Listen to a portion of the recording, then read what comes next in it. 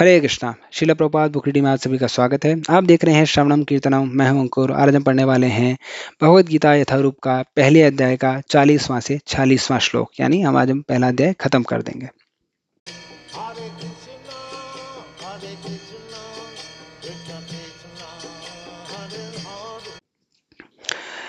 अधर्मा विभवात् कृष्ण प्रदुष्यन्ति कुलस्त्रियः स्त्रीषु दुष्टाशु वार्ष्णेय जायते वर्णसंकरः।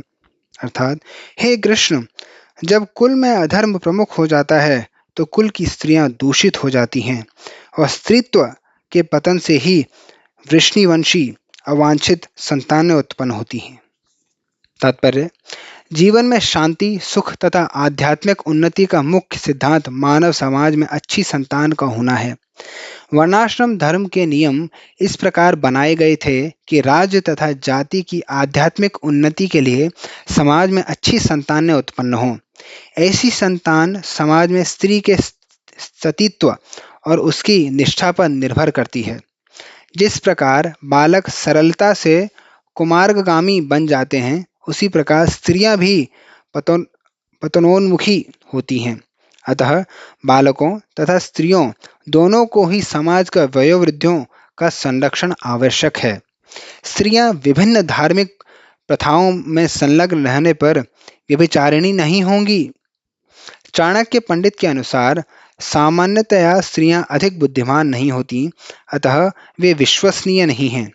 इसलिए उन्हें विविध कुल परंपराओं में व्यस्त रखना चाहिए और इस तरह उनके सतीत्व तथा अनुरक्ति से ऐसी संतानें जन्मेगी जो वर्णाश्रम धर्म में भाग लेने के लिए योग्य होगी। ऐसे वर्णाश्रम धर्म के विनाश से यह स्वाभाविक है कि स्त्रियां स्वतंत्रता पूर्वक पुरुषों से मिल सकेंगी और व्यभिचार को प्रश्रय मिलेगा, जिससे अवांछित संतानें उत्पन्न होंगी। निठल्ले लोग भी समाज में व्यभिचार को प्रेरित करते हैं और इस तरह अवांछित बच्चों की बाढ़ आ जाती है, जिससे मानव जाति पर युद्ध और महामारी का संकट छा जाता है।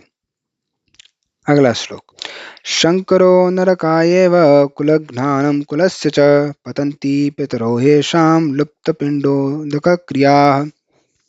अर्थात, अवांछित संतानों की वृद्धि से निश्चय ही परिवार के लिए तथा पारिवारिक परंपरा को विनष्ट करने वालों के लिए नारकीय जीवन उत्पन्न होता है।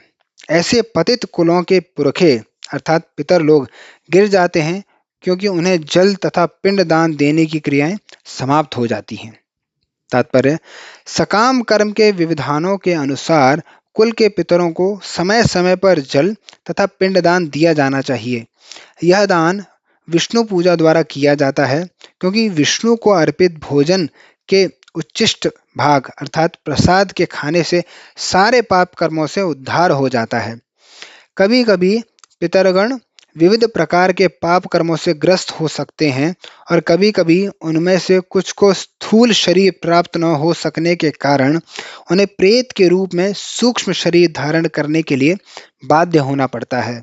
अतः जब वंशजों द्वारा पितरों को बचा प्रसाद अर्पित किया जाता है तो उनका प्रेत योनि या अन्य प्रकार के दुखमय जीवन से उद्धार होता है। पितरों को इस तरह की सहायता पहुंचाना कुल परंपरा है और जो लोग भक्ति का जीवन यापन नहीं करते, उन्हें यह अनुष्ठान करने होते हैं। केवल भक्ति करने से मनुष्य सैकड़ों क्या हजारों पितरों को ऐसे संकटों से उबार सकता है। भागवतम में कहा गया है, देवर्षि भूताप्त नृणाम पित्राणाम न किंकरो नायम ऋणी च राजन सर्वात्मनाय शरणम शरण्यम गतो मुकुंद परिहृत्य कर्तम। अर्थात, जो पुरुष अन्य समस्त कर्तव्यों को त्याग कर मुक्ति के दाता मुकुंद के चरण कमलों की शरण ग्रहण करता है और इस पथ पर गंभीरता पूर्वक चलता है, वह देवताओं, मुनियों, सामान्य जीवों, स्वजनों, मनुष्यों या पितरों के प्रति अपने कर्तव्य या ऋण से मुक्त हो जाता है। श्री भगवान की सेवा करने से ऐसे दायित्व अपने आप पूरे हो जाते हैं। अगला श्लोक। दोषेरेते कुलघ्नानां वर्णसंकरकारकये उत्सादयन्ते जाति धर्म कुल धर्मश्च शाश्वताः। अर्थात जो लोग कुल कुल परंपरा को विनष्ट करते हैं और इस तरह अवांछित संतानों को जन्म देते हैं, उनके दुष्कर्मों से समस्त प्रकार की सामुदायिक योजनाएं तथा पारिवारिक कल्याण कार्य विनष्ट हो जाते हैं। तात्पर्य: सनातन धर्म या वर्णाश्रम धर्म द्वारा निर्धारित मानव समाज के चारों वर्णों के लिए सामुदायिक योजनाएं तथा पारिवारिक कल्याण कार्य इसीलिए नियोजित हैं कि मनुष्य चरम मोक्ष प्राप्त कर सके। अतः समाज के अनुत्तरदायी नायकों द्वारा सनातन धर्म परंपरा के विखंडन से इस समाज में अव्यवस्था फैलती है। फलस्वरूप लोग जीवन के उद्देश्य विष्णु को भूल जाते हैं। ऐसे नायक अंधे कहलाते हैं और जो लोग उनका अनुगमन करते हैं वे निश्चय ही कुव्यवस्था की ओर अग्रसर होते हैं। अगला श्लोक। उत्सन्न कुलधर्माणां मनुष्याणां जनार्दन नरके नियतं वासो भवति च अनुशुषुम्। अर्थात, हे प्रजापालक कृष्ण, मैंने गुरु परंपरा से सुना है कि जो लोग कुल धर्म का विनाश करते हैं वे सदैव नरक में वास करते हैं। तात्पर्य: अर्जुन अपने तर्कों को अपने निजी अनुभव पर न आधारित करके आचार्यों से जो सुन रखा है उस पर आधारित करता है। वास्तविक ज्ञान प्राप्त करने की यही विधि है। जिस व्यक्ति ने पहले से ज्ञान प्राप्त कर रखा है उस व्यक्ति की सहायता के बिना कोई भी वास्तविक ज्ञान तक नहीं पहुंच सकता। वर्णाश्रम धर्म की एक पद्धति के अनुसार मृत्यु के पूर्व मनुष्य को पाप कर्मों के लिए प्रायश्चित करना होता है। जो पापात्मा है उसे इस विधि का अवश्य उपयोग करना चाहिए। ऐसे किए बिना मनुष्य निश्चित रूप से नरक भेजा जाएगा, जहां उसे अपने पाप कर्मों के लिए कष्टमय जीवन बिताना होगा। अगला श्लोक। ओहो बत महत्पापं कर्तुं व्यवसिता वयं यद्राज्य सुखलोभेन हन्तुं स्वजनमुद्यताः। अर्थात, ओह, कितने आश्चर्य की बात है कि हम सब जघन्य पाप कर्म करने के लिए उद्यत हो रहे हैं। राज सुख भोगने की इच्छा से प्रेरित होकर हम अपने ही संबंधियों को मारने पर तुले हैं। तात्पर्य: स्वार्थ के वशीभूत होकर मनुष्य अपने सगे भाई, बाप या माँ के वध जैसे पाप कर्मों से में प्रवृत्त हो सकता है। विश्व के इतिहास में ऐसे अनेक उदाहरण मिलते हैं, किंतु भगवान का साधु भक्त होने के कारण अर्जुन सदाचार के प्रति जागरूक है। अतः वह ऐसे कार्यों से बचने का प्रयत्न करता है। अगला श्लोक। यदि माम अप्रतिकारम अशस्त्रम शस्त्रपाणयः धार्तराष्ट्रारणे हन्योस्तन्मे क्षेमतरम भवेत्। अर्थात, यदि शस्त्रधारी धृतराष्ट्र के पुत्र मुझ निहत्ते तथा रणभूमि में प्रतिरोध न करने वाले को मारें तो यह मेरे लिए श्रेयस्कर होगा।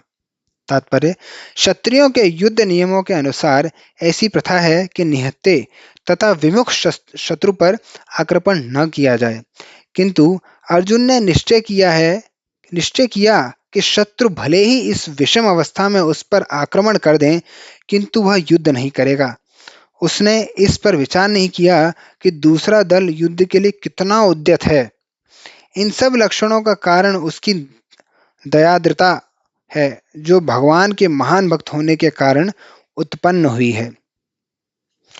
संजय उवाच एवं मुक्त्वा अर्जुनः संख्ये रथोपस्थुपाविशत् विसृज्य सशरं चापं शोक संविघ्नमानसः। अर्थात, संजय ने कहा, युद्ध भूमि में इस प्रकार कहकर अर्जुन ने अपना धनुष तथा बाण एक ओर रख दिया और शोक संतप्त चित्त से रथ के आसन पर बैठ गया।